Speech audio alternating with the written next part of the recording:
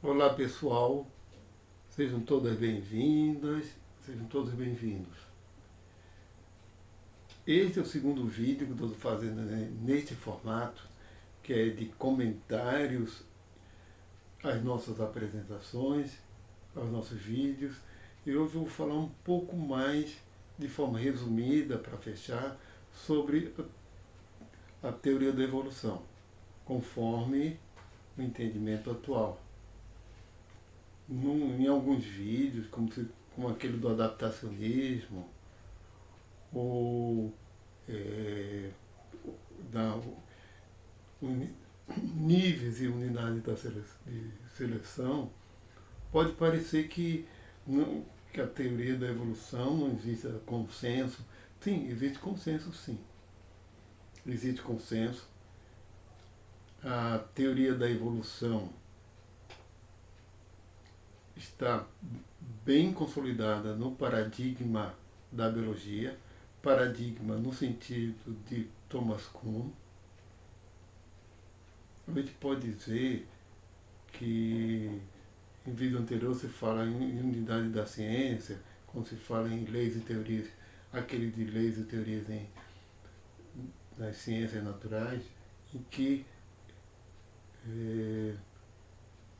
pode parecer que não existe uma unidade na ciência, por não existir uma teoria única para a ciência que explique tudo, como não tem nem na física, não existe nem na física, mas é, a, dessa parte, desse ponto de vista, a gente pode considerar o seguinte, que as teorias científicas, as teorias das ciências naturais, não estão em contradição entre si. Elas não estão em contradição. A teoria da evolução não contradiz nenhuma outra teoria. E vice-versa. A teoria da evolução não contradiz a mecânica quântica ondulatória ou a relatividade geral e vice-versa. Certo? Aqueles autores lá em leis, naquele capítulo sobre leis e teorias em biologia, leis e teorias em biologia, os autores mais ortodoxos, que consideram que tem aquela concepção, lógico-positivista de teorias e de leis como axiomas, e teorias como as formulações desses axiomas, as formulações lógicas desses axiomas, e as leis teriam que ter caráter universal. E vocês viram que muitos daqueles autores consideram que as leis da biologia são leis contingentes. Então não são leis, são fenômenos empíricos contingentes que dependem da história evolutiva. Ali se toca na evolução, que foi produto, são os sistemas biológicos, seres vivos, são produtos de uma história evolutiva, de algo bastante contingente e particular, que poderia ser de outro jeito. Então não há universalidade. E isso é um posicionamento, e vamos cair para o reducionismo também, reducionista, certo? Em que acho que poucos autores concordam com isso. Esse posicionamento de se negar que os processos biológicos não podem ser encarados como tendo suas leis próprias e teorias próprias. Uma delas é a teoria da evolução. E o processo básico é a seleção natural. E já são, digamos assim, a seleção natural já está bastante corroborada. Então não se tem grande questionamento sobre a existência da seleção natural. Certo? Já há muita corroboração. Aí estamos num sentido popperiano, né, de que teorias não são comprovadas empiricamente. Elas são corroboradas a partir dos resultados empíricos. E elas têm que ser verificáveis. Elas têm que ser elaboradas de uma forma que permita a verificação empírica, ou experimental, observacional, certo? O que muitos autores, quando se fala de adaptacionismo, se faz umas críticas, umas posições, algumas abordagens, melhor dizendo, né, do adaptacionismo, que seriam irrefutáveis. Essa é outra história. Então, vamos fechar a coisa, vamos falar no sentido de Lakatos. Lakatos, que ele considerava que as teorias científicas tinham dois principais componentes. Um núcleo duro, o que estamos falando até agora é do núcleo duro da seleção natural e teoria da evolução, que é aquelas coisas já bastante consolidadas, que de certa forma estão blindadas pelo cinturão de proteção. E o outro componente é esse, é o cinturão de proteção. Então, a seleção natural está bastante corroborada, mas ainda não há consenso onde é que ocorre, em que nível ocorre, ou níveis a seleção natural acontece. Se é seleção natural se dá no gene, é no indivíduo, na espécie, em grupo, ou em tudo isso, depende de vários fatores, que é o posicionamento pluralista, e isso está aberto à pesquisa, à investigação, à mudança. Então, isso é o cinturão de proteção. É aquelas coisas que ainda estão se transformando, que podem se transformar, sem refutar a teoria, que é a teoria da evolução. Podem ser trabalhadas, sem que haja necessidade de refutar a teoria da evolução. Porque o que existe em oposição à teoria da evolução é design inteligente, que não é científico. Não é científico dentro da história atual, do momento presente. Design inteligente não pode ser considerado científico. E muito menos o criacionismo. O criacionismo é religião. E o design inteligente é uma abordagem também tendenciosa à religião. Certo? Essas abordagens pressupõem, certo, fundamentos que não são científicos. Pressupõe fundamentos científicos. Se no futuro existirem outros fundamentos que sejam embasados pelo método científico, por resultados empíricos, aí será outra história, como a gente diz. A teoria da seleção natural, a teoria da evolução, seleção natural, né? A gente acaba juntando as duas coisas, mas vamos lá. Teoria da evolução, a seleção natural, estão bastante corroboradas da forma como estão. E existem esses questionamentos mesmo, que aí não há consenso. Certo? Não há consenso.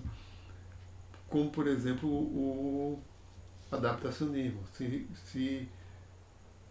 Se toda seleção natural gera adaptações. Ou a evolução também se dá por processos como de deriva gênica, e não por adaptação direta, e sim por transformações que vão ao acaso, até que são neutras, certo? Então, isso eu estou colocando aqui para deixar bem claro que toda essa discussão ainda está em aberto, está em aberto. Querendo lembrar aqui de algumas coisas, mas existem muitos e muitos pontos de vista e a questão aí é muito mais do posicionamento filosófico ou epistemológico do autor que está contribuindo para desenvolver a teoria. Que contribui para desenvolver a teoria, qual a ênfase que ele dá, se há resultados empíricos, se é o poder explanatório de uma teoria. Então existem os adaptacionistas explanatórios, como Richard Dawkins, que o adaptacionismo, que é a seleção natural gerando indivíduos cada vez mais adaptados. Isso permite uma capacidade para a biologia permite uma capacidade e um poder de explicar de uma forma que nenhuma outra teoria é capaz. De qualquer forma, a teoria da seleção natural e a evolução, certo, estão tão colocadas dentro do paradigma da biologia, certo, que muitas vezes elas são, digamos assim, usadas para explicar tudo. E isso também para explicar tudo e de uma forma, digamos, que não tenha sido feita a verificação experimental adequada. Certo? Porque aí nesse caso vai cair naquele adaptacionismo ingênuo, que é tudo produto da adaptação. Né? Aí também não. Agora, qualquer fenômeno biológico olha assim e antes de fazer as verificações experimentais, se fala logo que ele é um produto da evolução. Aquilo acontece porque evoluiu aquele ponto. Eu me lembrando do seguinte, eu acabei de me lembrar do caso do pênis falso, uma coisa até para complementar aquilo que foi dito naquela apresentação de slides, do clitóris das fêmeas de hiena que parecem pênis, que são protuberantes, etc. E tem aquela explicação do Crook, de 1982, e tem a do Stephen Jay Gould e Elizabeth Vrba, 1982. E existem explicações mais modernas, que a coisa não é nem tão simples assim. Não é nem tão simples. Existem realmente explicações mais atuais, certo? Porque a questão não é, aí a questão não é o nível de andrógenos nas fêmeas e a agressividade delas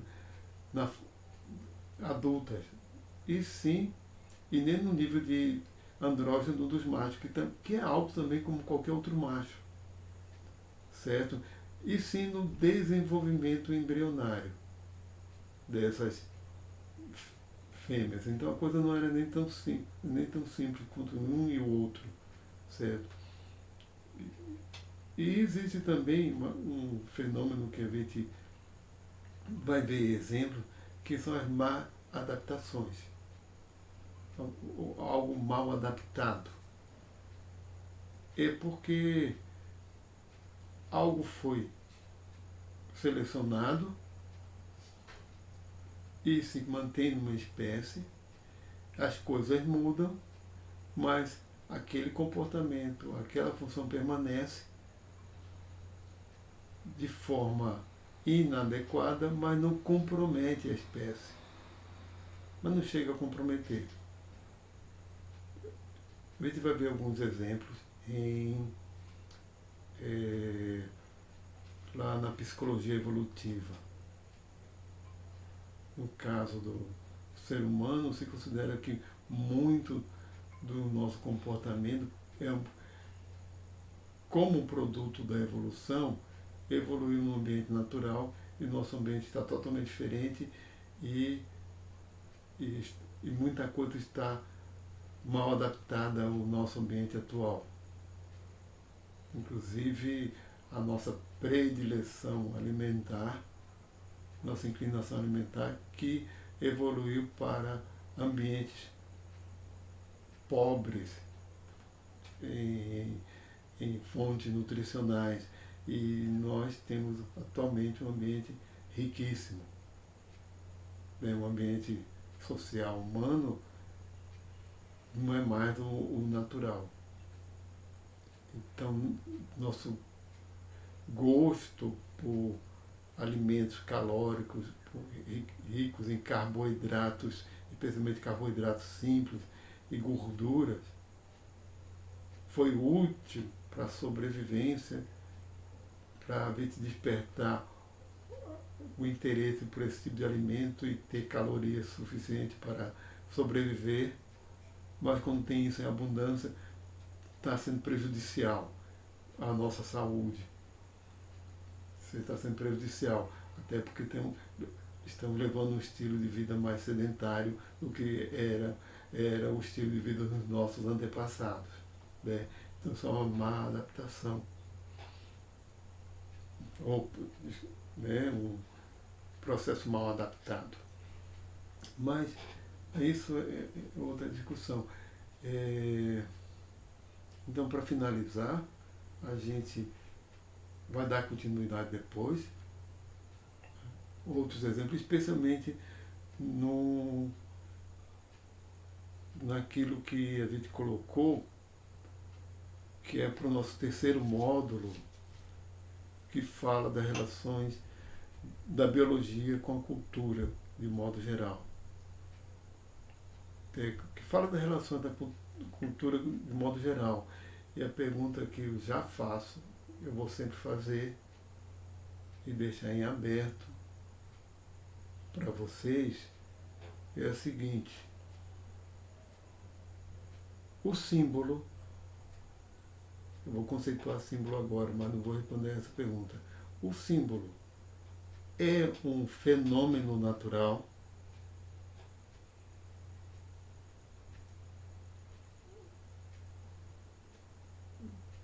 Conceituando símbolo, a gente tem que falar que símbolo é qualquer representação abstrata de algo. Símbolo como representação abstrata de algo, como nós estamos usando agora um idioma, uma língua.